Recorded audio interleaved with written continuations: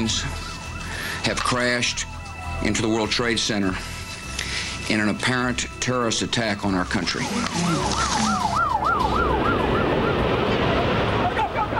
The images, the horror, the reality. The moment the U.S. changed forever.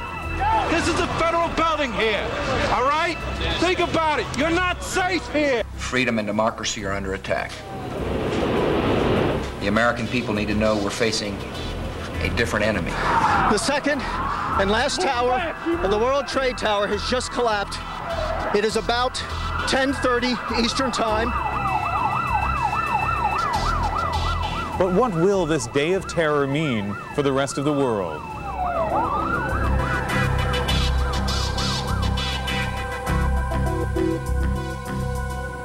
Hello, I'm Ian Hannah-Mansing in Vancouver. On this edition of Foreign Assignment, how the world has changed, the international repercussions of September 11th, 2001.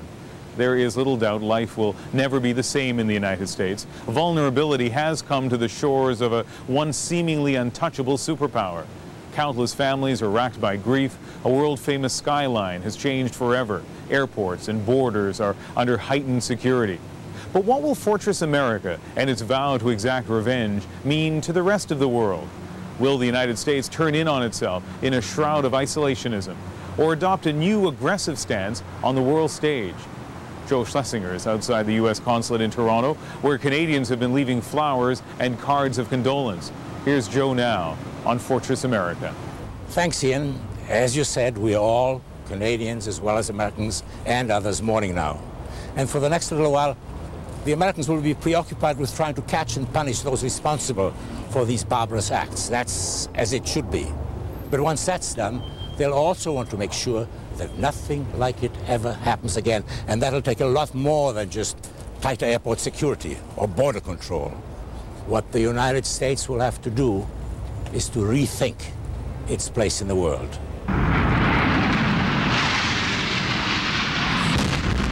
Until the awful events of Tuesday morning, Americans thought they were immune to the quarrels of lesser nations, and their country largely invulnerable to harm from the infinitely less powerful forces of others.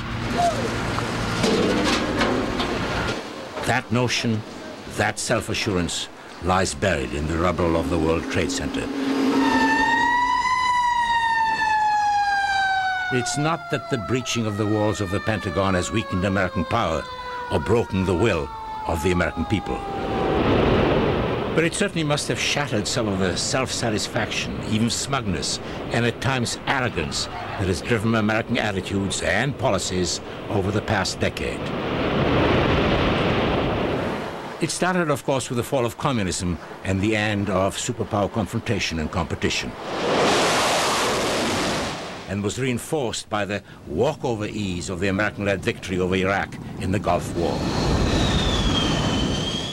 Since then, American presidents, freed from the limited choices of the Cold War menu, have been using their role as the leaders of the world's one and only superpower as a salad bar, choosing heavy on the dressing, light on the roughage, whatever they liked, whenever they liked. And that gave them an appetite for the free, or rather risk-free lunch. Much of American foreign policy has been driven by an aversion to risk, to American casualties, to GIs coming home in body bags. That can best be seen in the inconsistencies of U.S. military interventions. In Somalia, it was hit the beach and, after 18 Americans were killed, run. In Rwanda, the Americans and the rest of us too just passed and let the genocide play itself out. In Bosnia, they dawdled. In Kosovo, they stayed safe by bombing from way on high. George W. Bush has taken what his father started as president and Bill Clinton continued one step further. He has not only been shying away from new commitments to international cooperation, he has been cutting back on existing ones and set the United States on a course of our way or no way.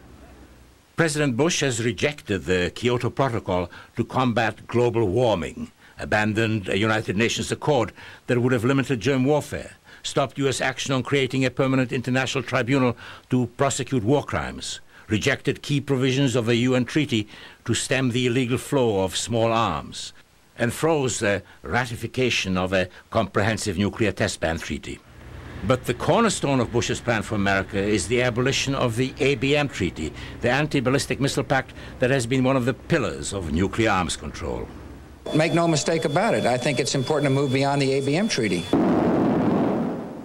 Moving beyond the ABM treaty means building an anti-missile shield to protect the United States from missiles launched by so-called rogue states.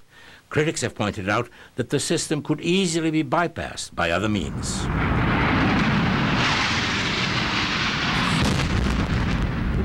Those other means have now struck. What happened this Tuesday in their country is likely to have convinced most Americans that they can no longer just sit back and hide behind a missile shield or the American superiority in arms, that if they don't go out and meet the challenges of this turbulent world, its turmoil will come and hit them where they live. There's been much talk about what happened this week being another Pearl Harbor. What seems to have been forgotten is that the Second World War started long before Pearl Harbor, that by the time the Japanese attacked the US fleet there, millions had been killed in Europe and in China. And this time too, long before this week's disaster in the United States, there was death and destruction elsewhere, in the Middle East, and the Balkans, in the Caucasus, and the heart of Africa. Despite understandable grievances against Americans, this too is a conflict not of America's making, but a war that has, from the storminess of faraway lands, washed up on America's peaceful shore.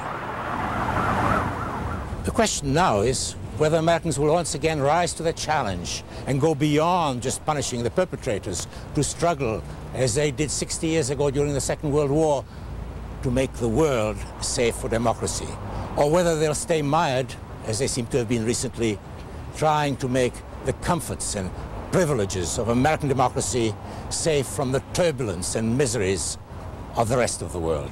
And that, I think, Ian, is how 10, 20 years from now, the world will judge this week's horrific tragedy.